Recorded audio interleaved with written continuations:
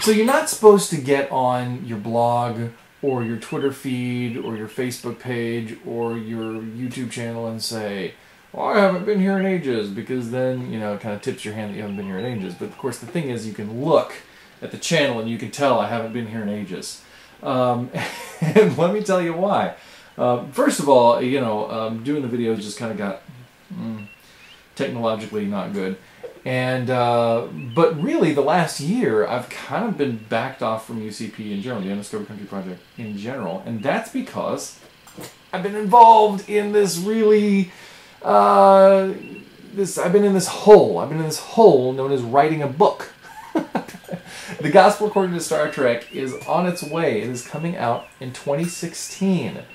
And Cascade Books, and I'm really excited about it. It's something that I've been working on for a long time. I started this project back in 2008, and I was working on a paper actually for a conference, and it was going to be on data, because I had been away from Star Trek for a while, and I had undergone what I call a worldview conversion.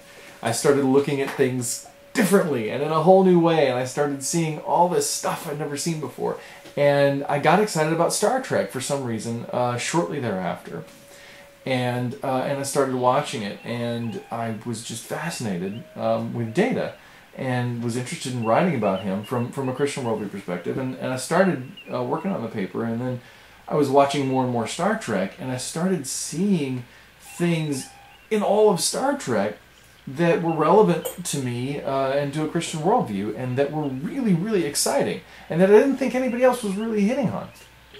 And so I started, I wrote that paper, I did some other stuff that I published, and spoke around about it at various places, and started really working on the idea of making a book. So this was back in 2008, or in 2009, 2010, I was really, really thinking about, okay, we're going to do this book. And then in 2011 is when I started the Undiscovered Country Project, where I've had the blog, the audio commentaries, and Spocktober and all kinds of stuff like that going on. And I really did not think it was going to be that hard to crank out a book. Because, I thought about this stuff all the time. For 5 years, it was just always in my mind. And I thought, well, I can just sit down and crank all this stuff out. It's not that easy, folks. And I think the biggest thing about the book that's been difficult for me is keeping it down, not writing about everything. So I really see the Gospel According to Star Trek as kind of my first book on this topic. It's I think the beginning of a longer journey. And I'm really excited about it. We're going to be talking about Gene Roddenberry and his worldview and how it influenced Star Trek. We're going to be talking about how Star Trek has dealt with religion directly. We're going to talk about how I see things reflected in Star Trek that may not be intended, but that are really cool in a sort of an appropriation way, where we take something that is not intended to have a Christian idea or Christian message and kind of use it to illustrate one, basically. Or talk about essentially how the gospel story is reflected in Star Trek.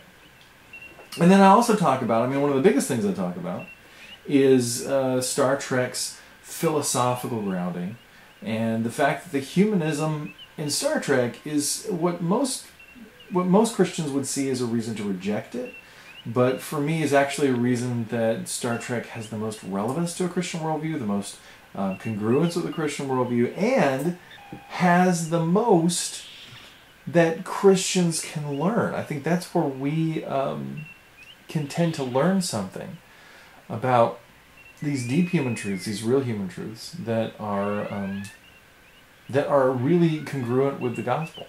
And so all that stuff's in there, all that stuff's, and more. There's more stuff in there. And I'm going to try to cover as much of Star Trek in the book as I can. I'm still working on it. And it's going to be out, as I said, in 2016. Now, why 2016? Because 2016 is the 50th anniversary of Star Trek.